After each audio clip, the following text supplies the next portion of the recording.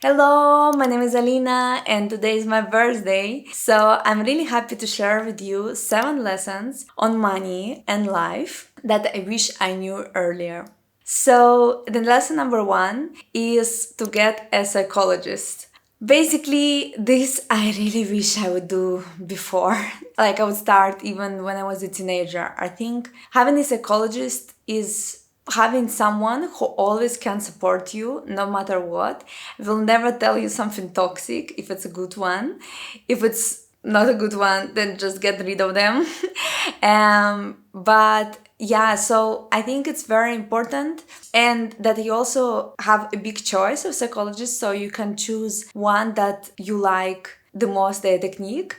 And for me was very important to go through this journey and try a few with getting psychologist. You will be able to overcome your childhood traumas, maybe other traumas you have. Maybe you don't have traumas, but you just have things. Everyone, each of us has stuff that we want to resolve, fears, moments we didn't grieve enough about, for example. For me, I think investing in a good therapist is one of the best investments you can do for yourself.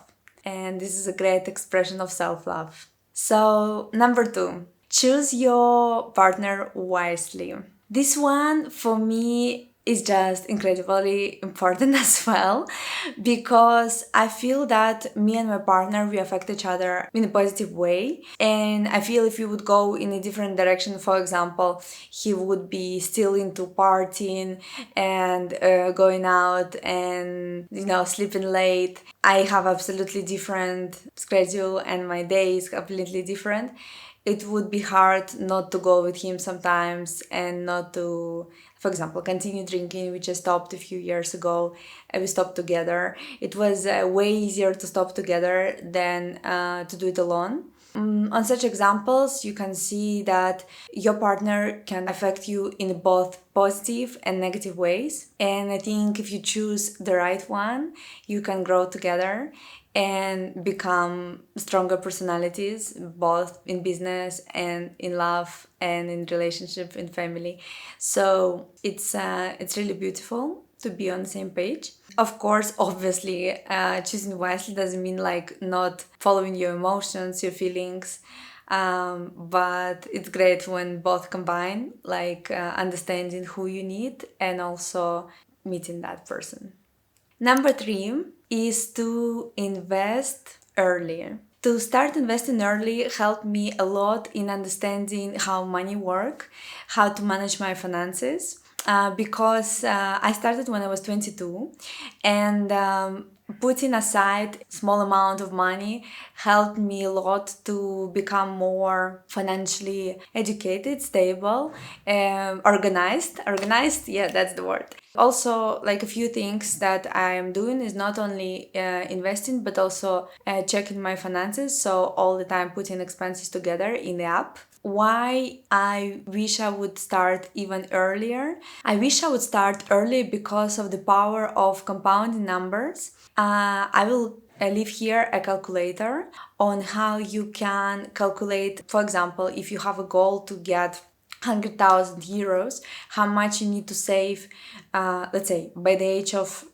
45, how much you need to save every month, and which percentage you need to earn to get that. I absolutely love to play with this compound interest calculator.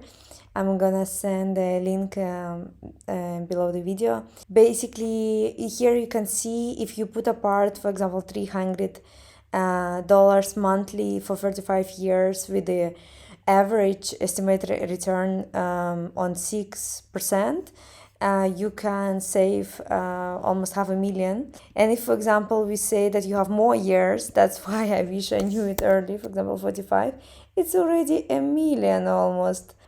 Just in 10 years more is just absolutely incredible. So start investing and putting money aside as much as you can. Even $100, it already can bring you to huge saving, which is like absolutely amazing, I think. So check it out. But basically, I recommend you to just invest in ETFs, in index funds, because it's the easiest way. It doesn't require you a lot of your time. You just put money in this ETF every month and forget about it, really. Like, you need to forget about it, because if you just sell it, take it like, oh, I'm going in minus, I'm going in plus.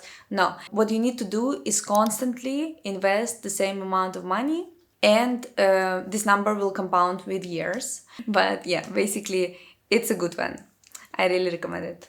Number 4, choose to read instead of doing courses. So I know that it's hard to avoid classes and courses that you get advertised every single day, because we live in the world of info products. But the oldest, most informative way to get information are books, which I really, really highly recommend. I think that is amazing.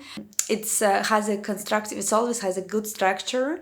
You can find them easily, they're affordable, and you get information from a direct source. So imagine, for example, I'm reading now a book of Dan Martel. He's a founder of a few huge companies.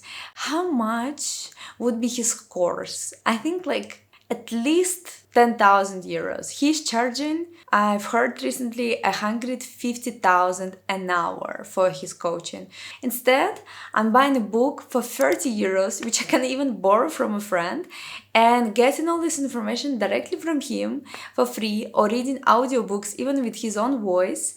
It's like free coaching. It's the best thing ever. So I really recommend to go back to the books.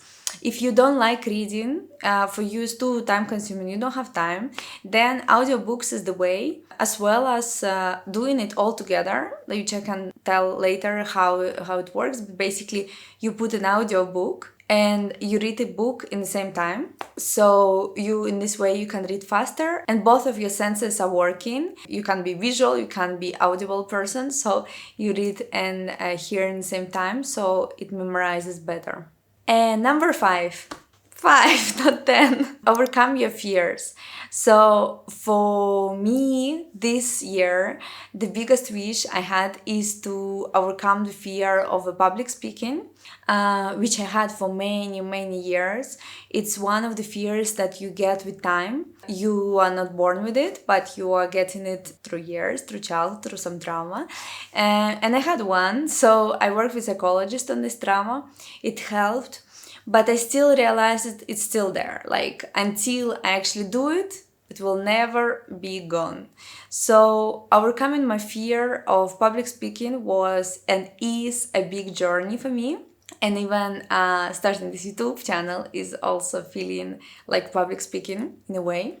So I'm really recommending you to work on your fears if you have any, because in this way you can grow way faster as a person, and they will just not hold you back. It's beautiful. Define what success means for you. So success for every person means different things. I can tell you that many of us, when we see the word successful person, we think of status, money, things like that. But others would never think of this, and they would think of successful family, successful motherhood, fatherhood, successful in relationships. So each of us has our own definition of success. What is for us to be successful? And just ask yourself with this question, what is it for you to be successful?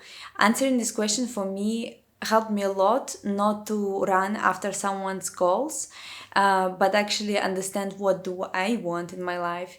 And then life became much easier. And last but not least, listen more than you speak.